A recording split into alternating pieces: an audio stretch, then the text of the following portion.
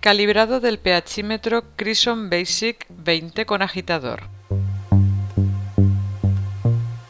Con el pHímetro previamente encendido y con la temperatura ajustada a la ambiental, quite desenroscando el capuchón del electrodo y lávelo con agua desionizada.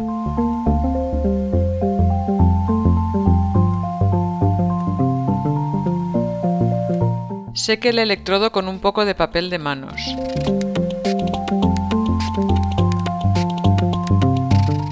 Pulse la tecla Cal del pHímetro.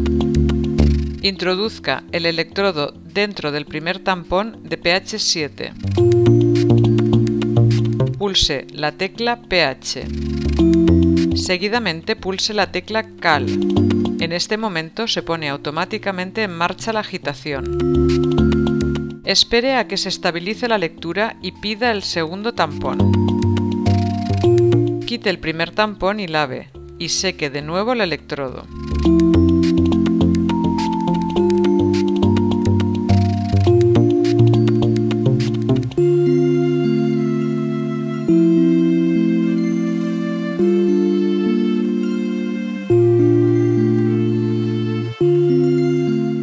Sumerja el electrodo en el segundo tampón de pH 4.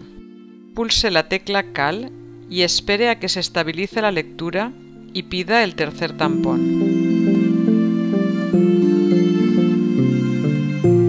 Saque el segundo tampón y vuelva a lavar y secar el electrodo.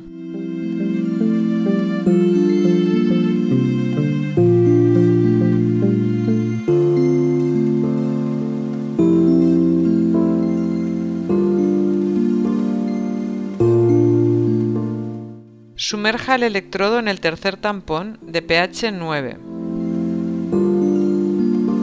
Pulse la tecla Cal y cuando se haya estabilizado la lectura habrá acabado la calibración.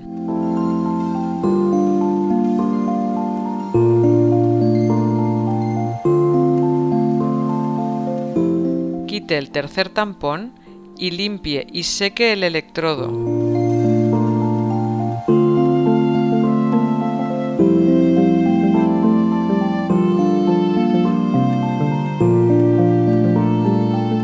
El pHímetro ya está calibrado y listo para hacer las medidas de pH. Ponga de nuevo el capuchón al electrodo si no va a medir inmediatamente.